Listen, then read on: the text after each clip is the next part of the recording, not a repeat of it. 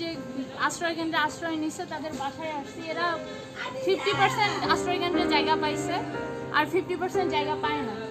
এদের বাসার অবস্থা দেখেন, কোমর পানি বাসার ভিতরে, বাইরে হাঁটু পানি।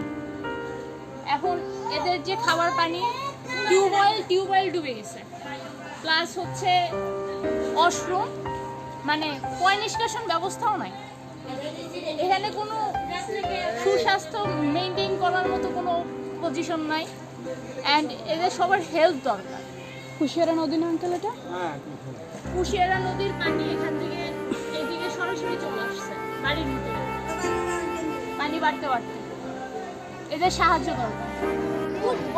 বলতেছি আপনার বাসায় কতখানি পানি হয়েছে?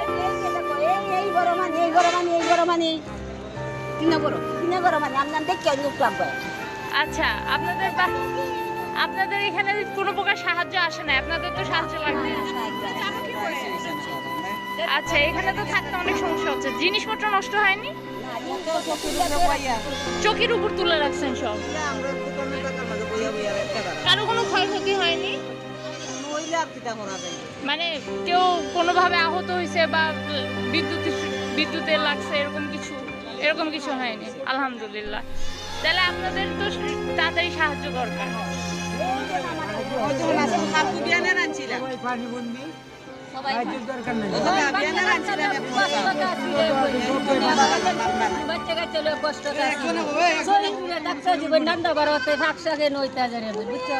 রান্না বান্না করতে পারতেছেন না? বাচ্চা কাচ্চা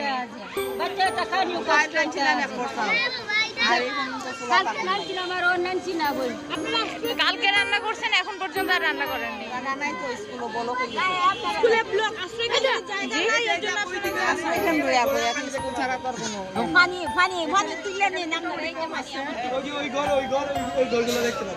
ঘরের ভিতরে পানি।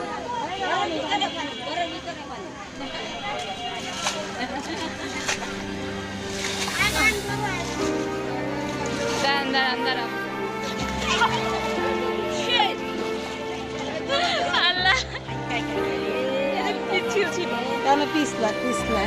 আচ্ছা, এইখানে আপনারা সব উপরে তুলে রাখছেন, তাই তো? আর ওই পাশে ভিজেই গেছি, এখন আরাম করে এই করা যাবে।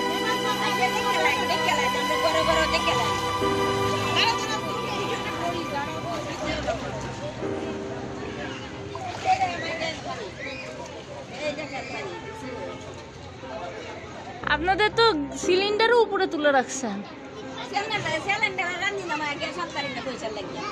পয়সার জন্য গ্যাসই করতে পারেন না? আচ্ছা,